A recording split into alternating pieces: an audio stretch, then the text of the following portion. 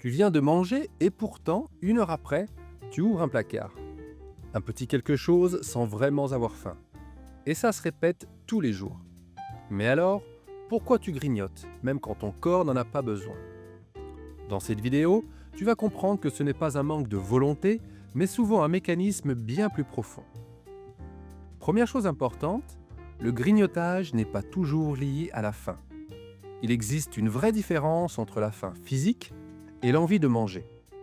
La faim physique est progressive. Ton corps envoie des signaux clairs.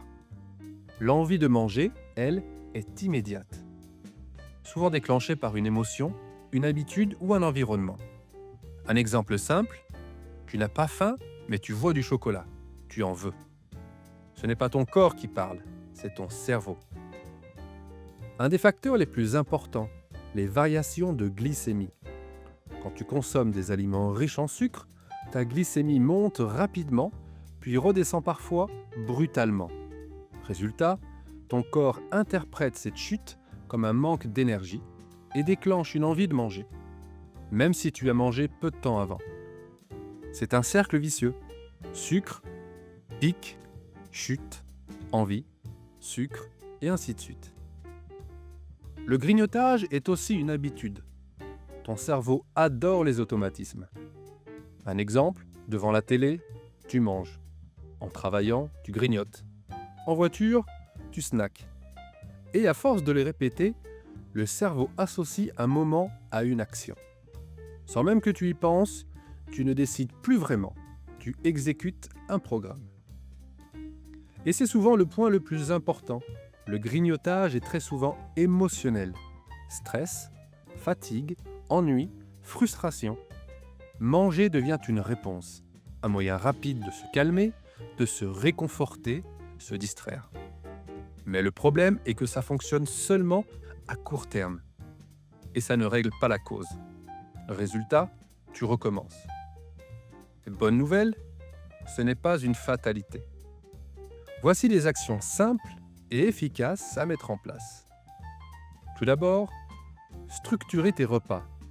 Des repas équilibrés avec des protéines, des fibres et des bons lipides vont créer plus de satiété, donc moins d'envie de grignotage. Évitez les pics de sucre. Limitez les produits ultra transformés, les sucres rapides. Identifiez les déclencheurs. Pose-toi cette question, est-ce que j'ai vraiment faim? Puis, changez d'environnement. Moins d'accès égale moins de tentation. Créer de nouvelles habitudes, remplacer le grignotage par 10 minutes de marche, pourquoi pas, par un verre d'eau, un thé. Et surtout, ne pas culpabiliser. Comprendre, c'est déjà reprendre le contrôle sur soi-même.